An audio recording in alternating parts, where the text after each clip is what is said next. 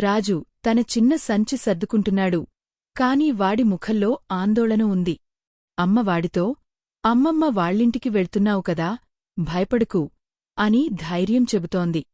అమ్మానాన్న లేకుండా అమ్మమ్మ ఇంట్లో ఒంటరిగా పడుకోవాలంటే రాజుకి ఇదే మొదటిసారి.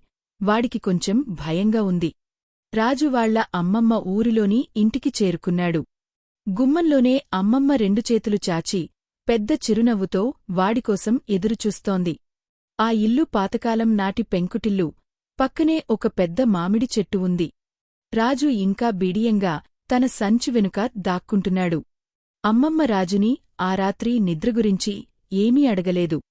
బదులుగా పెరట్లోని మామిడి చెట్టుమీద ఉన్న ఒక పిచ్చుక గూడుని చూపించింది. అందులో ఉన్న చిన్న పిచ్చుక పిల్లలకి తల్లి పిచ్చుక ఆహారం తినిపించడం ఇద్దరూ కలిసి చూశారు.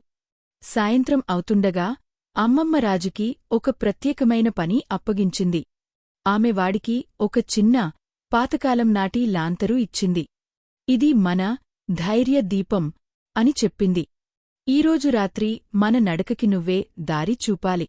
రాజు, అమ్మమ్మ ఆ లాంతరు పట్టుకుని పెరట్లో నడవడం మొదలుపెట్టారు. ఆ లాంతరు వెలుగుకి వాళ్ల నీడలు గోడలమీద నాట్యం చేస్తున్నాయి. రాజు తన చేతిలో ఉన్న దీపాన్ని జాగ్రత్తగా పట్టుకుని నడవడంపైనే దృష్టిపెట్టాడు. అమ్మమ్మ ఆకాశంలో మెరుస్తున్న మినుగురు పురుగులను చూపించింది. అవి చిన్న నక్షత్రాలు. ధైర్యంగా ఉన్న పిల్లలకి శుభరాత్రి చెప్పడానికి కిందకి వచ్చాయి అని చెప్పింది. రాజు ఆశ్చర్యంగా వాటిని చూస్తున్నాడు. లాంతరు వెలుగు వాడి ముఖంపై పడుతోంది. ఇంట్లోకి వెళ్ళాక అమ్మమ్మ రాజుకి ధైర్యవంతురాలైన ఒక చిన్న ఉడుత కథ చెప్పడం మొదలుపెట్టింది. ఆమె చాపమీద కూర్చుని ఉండగా రాజు పడుకుని ఆసక్తిగా వింటున్నాడు. వాళ్ల పక్కనే ధైర్య దీపం వెచ్చని వెలుగునిస్తోంది. నిద్రపోయే సమయం వచ్చింది.